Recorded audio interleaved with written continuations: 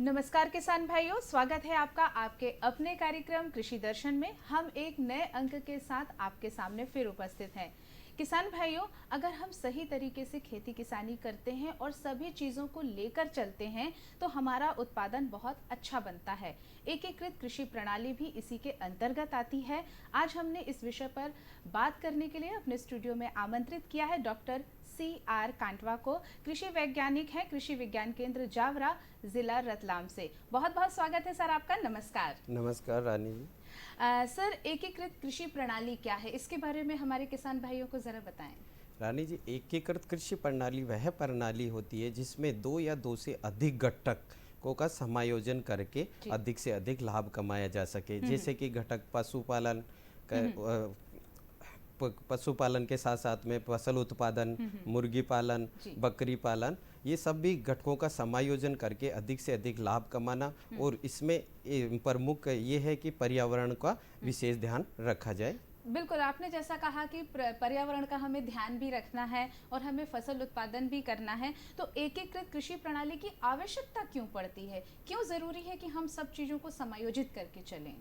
रानी जी, एकीकृत कृषि प्रणाली इसलिए आवश्यक है कि दिन वे दिन अपने देश की जनसंख्या बढ़ती जा रही है और कृषि का जोत घटता जा रहा है। ऐसे में किसान भाइयों के प्रमुख समस्या है कि वो अपने भरण पोषण के लिए क्या करें। तो ऐसे में एकीकृत कृषि प्रणाली उनके लिए एक वरदान साबित होगी, क्योंकि किसान परंपरागत कृषि के अंदर सिर्फ एक फसल उत्पादन ही करता है। उसके साथ में अगर अन्य घटकों का वो समायोजन करेंगे तो अधिक से अधिक लाभ कमा पाएंगे और स्वयं आत्मनिर्भर बन पाएंगे। आपने बहुत अच्छी बात कही कि हमारे किसान भाई अगर एकीकृत कृषि प्रणाली करेंगे तो आत्मनिर्भर बन पाएंगे। अगर हम एकीकृत कृषि प्रणाली के घटकों की बात करें तो कौन कौन से घटक होते हैं इसमें? जी रानी जी, ये ही सबसे महत्वपूर्ण क्वेश्चन है इस सब्जेक्ट का। कृषि एकीकृत प्रणाली के अंदर अगर किसान भाई की अपनी आवश्यकता के अनुसार, परिवार की आवश्यकता के अनुसार घटकों का चयन करना चाहिए। इसमें फसल उत्पादन, पशुपालन, मुर्गी पालन, बकरी पालन, एजोला फार्मिंग, इसके साथ में मशरूम, मच्छी पालन, बायोगैस प्लांट और बाउंड्री प्लांटेशन का जरूर किसान भाई समावेश करें। आपने घटकों की बात की, पशुपालन होना चाहिए, पौधरोपण भी होना चाहिए, हम उद्यानिकी भी कर सकते हैं, मछली पालन भी कर सकते हैं। लेकिन अगर हम एक एक बात को जानना चाहेंगे, अगर किसान भाई इस बात को समझना चाहें कि अगर वो पशुपालन करना चाहता है तो किस तरह से करे, इसके बारे में आप थोड़ा विस्तार से बताएं। जी मैम, बहुत ही ज़रूरी क्वेश्चन है कि अगर पशुपालन किसान भाई ले कर रहे हैं तो उसके साथ में उनको फसल उत्पादन भी आवश्यक करना जरूरी है, क्योंकि बिना फसल उत्पादन के पशुओं के लिए चारे की व्यवस्था कहाँ से करेंगे किसान भाई। इसलिए पशुपालन के साथ साथ में वो फसल उत्पादन का कार्य करे, ताकि पशुओं को फसल उत्पादन से भूसा प्राप्त हो और किसान के परिवार के लिए वो वहाँ से पशुपालन से दूध प्राप्त हो और जो खाद प्राप्त हो वो जमीन की उर्वरकता शक्ति बढ़ाने के लिए भी किसान भाई उपयोग कर सकते हैं। आपने जमीन की उर्वरकता की बात करी, पशुपालन की बात की। अगर हम रबी फसलों की बात करना चाहें तो रबी फसलें कौन कौन सी होती हैं जो हमारे किसान भाई ले सकते हैं? जी रानी जी, ये बहुत ही अच्छा क्वेश्चन है, क्योंकि इसमें किसान भाई को बहुत ही सोच समझ और विचार करके रबी फसलों का चयन करना है। जैसे कि अगर किसान के पास 1 एकड़ ज़मीन है तो वो किसान भाई एक ही फसल का चयन नहीं करेंगे, फसल विविधीकरण का उपयोग करें, जिसमें कि रबी फसलों के में गेहूं उगाएं, साथ में चना भी लें, सरसों भी लें। अगर एक फसल बोता है किसान भाई तो उसमें जैसे कि सरसों बोई और सरसों पे कोई बीमारियों का, कीटों का अटैक हो गया तो उसे दूसरी फसल किसान भाइयों को जो जोखिम होता है उसे बचाने का कार्य करती है। आपने ये रबी फसलों के बारे में बताया। अगर हम खरीफ की फसलों की बात करें तो उसमें कैसे एकीकृत कृषि प्रणाली कर सकते हैं हमारे किसान भाई? जी, जो फसल उत्पादन का कार्य करते हैं किसान भाई, उसमें खरीफ के मौसम में जो खरीफ की फसलें उगाई जाती है, जैसे कि सोयाबीन, उसके बाद में किसान भाई मूंग लगा सकते हैं, मक्का लगा सकते हैं। पिछली बार ऐसा ही हुआ था कि किसान भाइयों को 2 बीघा ज़मीन है, 2 बीघा में उन्होंने सोयाबीन बो दी तो वो पूरी अतिवृष्टि के कारण नष्ट हो गई थी। अगर किसान भाई इसमें फसल विविधीकरण का उपयोग करें कि सोयाबीन न बो के कुछ हिस्से में सोयाबीन बोएं, कुछ हिस्से में मूंग बोएं, कुछ हिस्से में मक्का बोएंगे, तो किसान भाई जो जोखिम है उससे बच पाएंगे। मान लो कि सोयाबीन उनकी खराब हो गई लेकिन मक्का तो उनके लिए बच जाएगी, तो पशुओं के चारा के उपयोग में भी काम आएगी और पशु परिवार के भरण पोषण के लिए भी काम बिल्कुल आएगी। आपने बहुत अच्छी बात बताई खरीफ के लिए एकीकृत कृषि प्रणाली के बारे में। अगर हमारे किसान भाई जो उद्यानिकी फसलें लेते हैं तो उद्यानिकी में भी एकीकृत किया जा सकता है क्या? बिल्कुल बिल्कुल रानी जी, किसान भाई उद्यानिकी में जो फल वाले पौधे जैसे कि सीताफल लगाए, अमरूद लगाए, नींबू लगाएं, संतरा लगाएं, उनकी जो स्पेसिंग होती है, उनके बीच की जो दूरी होती है, जैसे 10 पौधे लगाए उसके बाद में 10 पौधे संतरा के लगाए, 10 पौधे नींबू, तो जो इनके बीच की जो खाली जगह पड़ी रहती है उनमें किसान भाई जो सब्जियां, खरीफ ऋतु की सब्जियां हैं, रबी ऋतु की सब्जियां हैं, वो अवश्य उगाएं ताकि जो भूमि खाली पड़ी रहती है उसका सही उपयोग होगा और साथ में किसान भाई को रोजगार के अवसर भी मिलेंगे। और जो हमारे किसान भाई तालाब रखे हुए हैं, मछली पालन कर रहे हैं, तो मछली पालन और पशुपालन इसका कैसे क्या संबंध हो सकता है? बहुत ही अच्छा क्वेश्चन है रानी जी। इसमें क्या है कि पशुपालन जो भी किसान भाई करते हैं तो पशुओं से जो उत्पाद प्राप्त होते हैं अपने, तो उसमें जैसे कि दूध है तो उससे किसान भाई अपने परिवार का भरण पोषण करता है। जो पशुओं से गोबर प्राप्त होता है वो किसान भाई अगर मच्छी पालन कर रहे हैं तो वो तालाब में डालें उसका गोबर, तो वो क्या है कि मछलियों के लिए भोजन की व्यवस्था करेगा। इसमें किसान भाइयों को बहुत अच्छा एक फायदा भी होगा। 20 से 25% तक जो मछलियों पे खर्च होता है उसमें राहत मिलेगी। जी जी, आपने खर्च की भी बात बताई कि अगर खर्च कम हो जाता है इन सब चीज़ों से तो उत्पादन अच्छा मिलता है और आय भी अच्छी मिलती है। डॉक्टर साहब, हम ये भी जानना चाहेंगे कि हमारे जो किसान भाई एकीकृत कृषि प्रणाली करना चाहते हैं लेकिन अगर उन्हें सही जानकारी नहीं है तो वो परेशान होते हैं, नुकसान होता है उनको, तो इसकी जानकारी वो कैसे और कहाँ से ले सकते हैं? जी बिल्कुल, किसान भाई अगर एकीकृत कृषि प्रणाली ही नहीं, इस कृषि से संबंधित बहुत सारी जानकारियां जो नई तकनीकी आती है उनकी जानकारी के लिए किसान भाइयों को हर जिले के अंदर एक कृषि विज्ञान केंद्र होता है, या जहां आबादी ज़्यादा है या एरिया ज़्यादा है वहां कई जगह कृषि विज्ञान केंद्र 2 भी हैं, तो वहां से कृषि विज्ञान केंद्र से अपने एकीकृत कृषि प्रणाली की जानकारी पा सकते हैं। साथ ही किसान भाई अगर वहां जाएंगे तो अन्य तकनीकों का भी उन्हें पता चलेगा। हर महीने में वहाँ प्रशिक्षण दिए जाते हैं, नई कौन सी प्रजातियाँ आ रही है, नई कौन सी तकनीकी आ रही है, पानी में इरिगेशन में कौन कौन सी सिंचाई की विधियाँ अपनाएं ताकि उनको पानी बचत कर सके और अधिक लाभ कमा सकें। इसके अलावा किसान भाई कृषि विश्वविद्यालय हैं, उनमें सस्य विज्ञान एक विभाग होता है, उस वहाँ भी एकीकृत कृषि प्रणाली की जानकारी ले सकते हैं। इसके साथ ही जो भारतीय कृषि अनुसंधान परिषद है उनके 2 एकीकृत कृषि प्रणाली पे ही सेंटर बने हुए हैं। एक तो मोदीपुरम मेरठ जो उत्तर प्रदेश में है और दूसरा मोतिहारी बिहार के अंदर है। वहाँ इसी एकीकृत कृषि प्रणाली पे ही वहाँ के वैज्ञानिक शोध करते हैं, वहाँ से अच्छी जानकारी किसान भाई प्राप्त कर सकते हैं। बिल्कुल, आपने बताया कि कृषि विज्ञान केंद्र जो हैं वो सतत इस बात का प्रयास करते हैं कि हमारे किसान भाइयों को अच्छी जानकारियाँ मिलें। तो आपने जिस तरह ये पूरी सारी हमें जानकारी बताई है, तो आपने जब लाभ बताए हैं तो नुकसान भी होते होंगे, तो जोखिम किस तरह से हम कवर कर सकते हैं, हमारे किसान भाई जोखिम से कैसे बच सकते हैं? डॉक्टर साहब आपसे आगे भी चर्चा जारी रखेंगे, लेकिन लेते हैं कार्यक्रम में फिलहाल एक ब्रेक।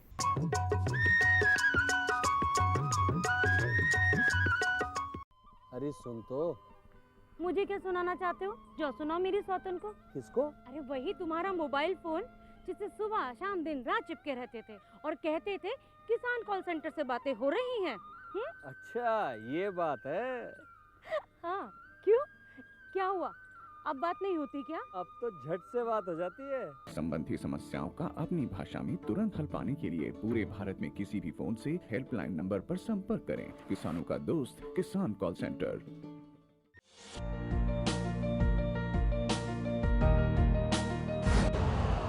यूरिया का स्वदेशी उत्पादन 70 लाख टन बढ़ाने के लिए 6 उर्वरक संयंत्रों का उद्धार किया जा रहा है। FCIL के गोरखपुर, सिंदरी, तलचर और रामागुंडम संयंत्र HFCL की बरौनी इकाई और PVFCL की नामरू 4th। सोने पर सुहागा ये है कि देश में अब बनेगा सिर्फ नीम लेपित यूरिया, क्योंकि इससे होगा किसानों का फायदा ही फायदा।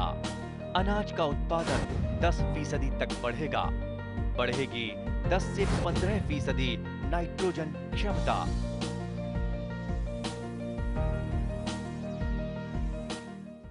अरे भाई, सुना नहीं क्या? केसीसी ने किसानों का जिंदगी बदल दिया है। देश के छोटे किसान 1,60,000 रुपए तक का कर्ज बिना किसी गारंटी को ले पाएंगे। ब्याज खोरों से भी पीछा छूटा। मैं तो जैविक खेती का पूरा सामान मंगा लिया। केसीसी का भी कोई दबाव नहीं है। ब्याज चुकाने के लिए पूरा 1 साल मिलता है। समय पर भुगतान करने पर केवल 4% के सालाना ब्याज पे लोन मिल गया मुझे।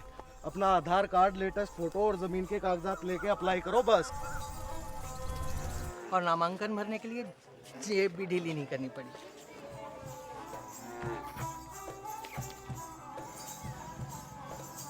चाचा, उधार चुकाने के 24 घंटे के बाद उतने ही पैसे वापस निकाल सकते हैं।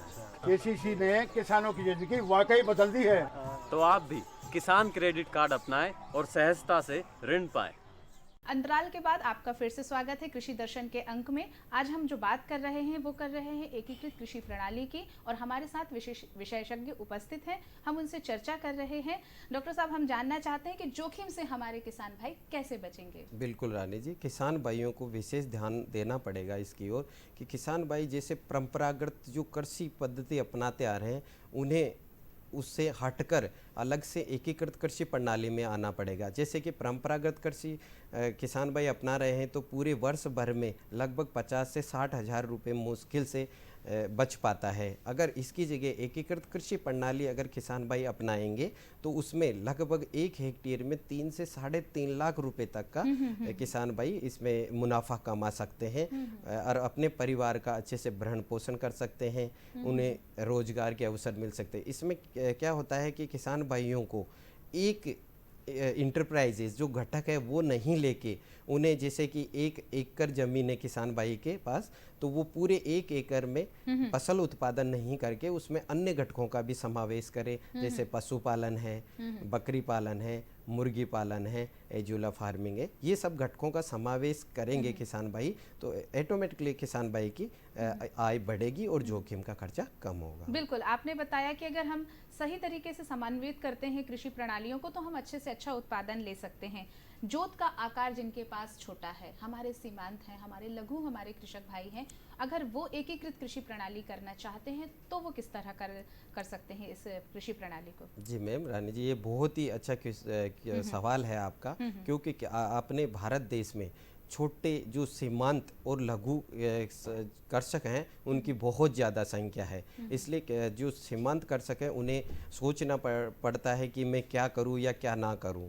तो इसके लिए वो एकीकृत कृषि प्रणाली में सीमांत जो कृषक है जिसका खेती का जोत 1 एकड़ के बराबर होता है, तो किसान भाई उसमें 1 एकड़ में फसल उत्पादन करें। फसल उत्पादन में अलग अलग ऋतु की अलग अलग फसलें लें, साथ में वो पशुपालन करें, बकरी पालन करें, मुर्गी पालन करें, मशरूम उत्पादन करें, ताकि 1 एकड़ में बहुत ज़्यादा से ज़्यादा इंटरप्राइजेज जो घटक हैं उनका समावेश करेंगे तो उन्हें अच्छा फ़ायदा मिलेगा और उनके जो खेती में जो जोखिम होता है उससे वो उभर पाएंगे। मतलब अगर हम एक दूसरे का पूरक लेकर चलेंगे तो हमें फायदा होगा, अगर एक में नुकसान हुआ तो हम एक में फायदा कमा सकते हैं। जी। लेकिन क्या ऐसा नहीं हो सकता होगा कि जब हम सब कुछ एक साथ करेंगे तो फिर सब मिक्स हो जाएगा तो दिक्कतों का सामना करना पड़ेगा?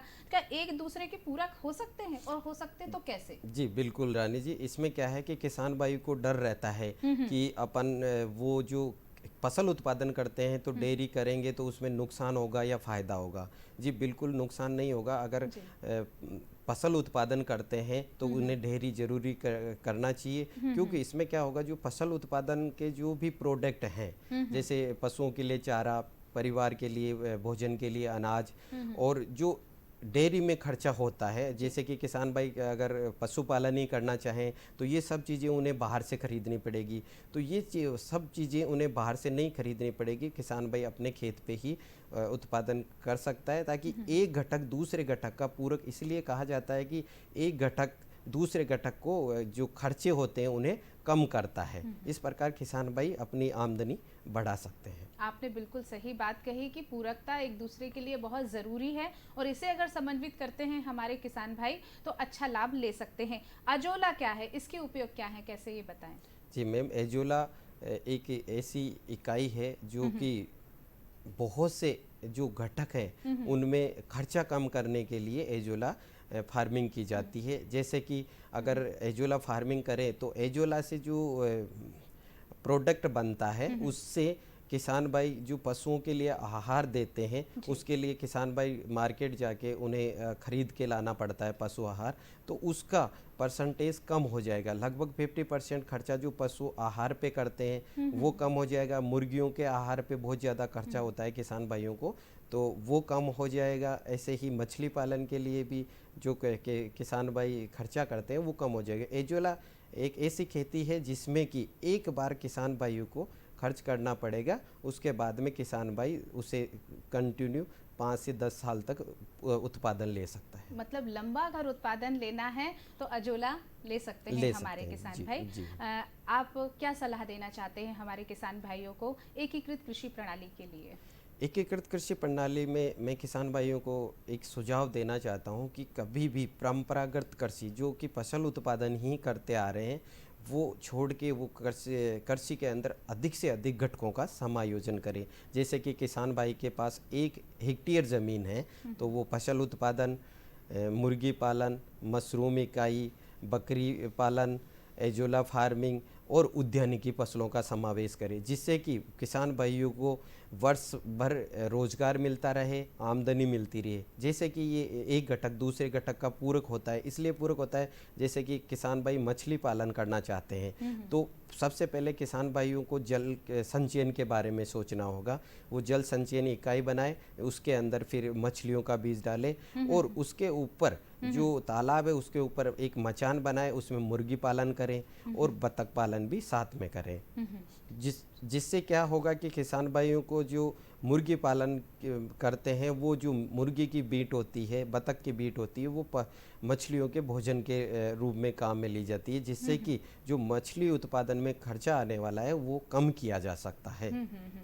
मतलब एक दूसरे से ये श्रृंखला जुड़ी हुई है और अगर सही तरीके से हमारे किसान भाई इसको समावित करते हैं और एकीकृत करते हैं तो उन्हें बहुत अच्छा उत्पादन मिलेगा, अच्छा फ़ायदा होगा और लाभ भी मिलेगा। अगर हम और बात करना चाहें गाय, भैंस और पशुपालन की तो बकरी पालन को बहुत अच्छा माना जाता है, इसमें आप क्या कहना चाहेंगे? जी बिल्कुल, अगर पशुपालन कर रहा है किसान भाई तो बकरी पालन करें। बकरी पालन में विशेष किसान भाई ध्यान दें कि उनके एरिया के लिए कौन सी बकरी की नस्ल उपयुक्त है, वही बकरी की नस्ल, जैसे सिरोही नस्ल की अगर बकरी किसान भाई पालेंगे तो उससे दूध तो मिलेगा ही, साथ ही साथ जो सिरोही नस्ल की बकरी है उसका एक डबल पर्पज जो होता है कि 2 बच्चे एक बार में वो देती है। तो उससे क्या होगा कि किसान भाई जब चाहे जब मार्केट में वो उनको प्रोजनी को बेच के अधिक लाभ कमा सकता है। और साथ ही साथ बकरी पालन एक किसान भाइयों के लिए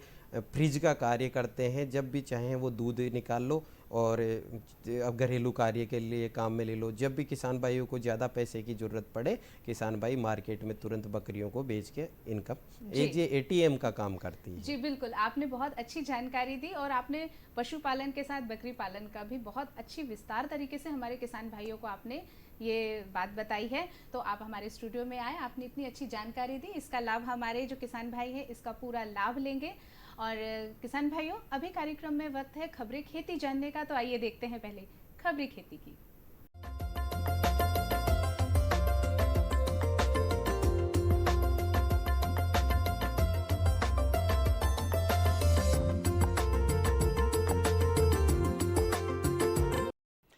नमस्कार किसान भाइयों, आप सभी का बहुत स्वागत है खबरें खेती की में। चलिए सबसे पहले एक नज़र कृषि से जुड़े आज के मुख्य समाचारों पर। एग्री इंफ्रा फंड के लिए 1 लाख करोड़ रुपए। राष्ट्रपति ने कृषि क्षेत्र की बताई उपलब्धियां। छात्रों ने ली कृषि संबंधित जानकारी। सागवान की खेती कैसे करें और forms farm machinery app launch. Budget में एग्रीकल्चर इंफ्रास्ट्रक्चर डेवलपमेंट सेस का ऐलान। एग्री इंफ्रा फंड के लिए 1 लाख करोड़ रुपए। केंद्र सरकार ने 1 फरवरी यानी सोमवार को घोषित बजट में एग्रीकल्चर इंफ्रास्ट्रक्चर डेवलपमेंट सेस का ऐलान किया है। इस नए तरह के टैक्स से कोरोना काल में घोषित 1 लाख करोड़ रुपए के एग्री इंफ्रा फंड के लिए बजट का इंतजाम किया जाएगा। वित्त मंत्री के मुताबिक पेट्रोल पर 2.5 रुपए और डीजल पर 4 रुपए प्रति लीटर का उपकर लगाया जाएगा, लेकिन सरकार ने इन पर पहले से लागू मूल उत्पाद शुल्क और विशेष अतिरिक्त उत्पाद शुल्क घटा दिया है। वित्त मंत्री ने कहा कि एग्रीकल्चर इंफ्रास्ट्रक्चर सेस से उपभोक्ताओं पर कोई असर नहीं पड़ेगा। ये बदलाव 2 फरवरी से लागू हो गए। एग्री इंफ्रा फंड की घोषणा कोविड महामारी के असर को कृषि सेक्टर पर कम करने और किसानों को राहत देने के लिए हुई थी। ये केंद्र सरकार की तरफ से जारी 20 लाख करोड़ रुपए के राहत पैकेज का हिस्सा है। राष्ट्रपति ने कृषि क्षेत्र में उपलब्धियों का ब्यौरा दिया। बजट सत्र की शुरुआत करते हुए राष्ट्रपति रामनाथ कोविंद ने बजट सत्र में कृषि क्षेत्र में सरकार की उपलब्धियों का ब्यौरा दिया। उन्होंने कहा, 3 नए कृषि कानून बनने से पहले पुरानी व्यवस्थाओं के तहत जो अधिकार और सुविधाएं थी उनमें कहीं कोई कमी नहीं की गई है, बल्कि इन कृषि सुधारों के जरिए सरकार ने किसानों को नई सुविधाएं उपलब्ध कराने के साथ साथ नए अधिकार भी दिए हैं। इन कृषि सुधारों का सबसे बड़ा लाभ भी 10 करोड़ से अधिक छोटे किसानों को तुरंत मिलना शुरू हुआ। छोटे किसानों को होने वाले इन लाभों को समझते हुए ही अनेक राजनीतिक दलों ने समय समय पर इन सुधारों को अपना भरपूर समर्थन दिया था। राष्ट्रपति ने आगे कहा, संसद ने 7 महीने पूर्व 3 महत्वपूर्ण कृषि सुधार, कृषक उपज व्यापार और वाणिज्य विधेयक, कृषि कीमत आश्वासन और कृषि सेवा करार विधेयक और आवश्यक वस्तु संशोधन विधेयक पारित किए हैं। प्रधानमंत्री कुसुम योजना के तहत किसानों को 20 लाख सोलर पंप दिए जा रहे हैं। सरकार द्वारा गन्ने के सीरे, मक्का, धान इत्यादि से एथनॉल के उत्पादन को भी बढ़ावा दिया है।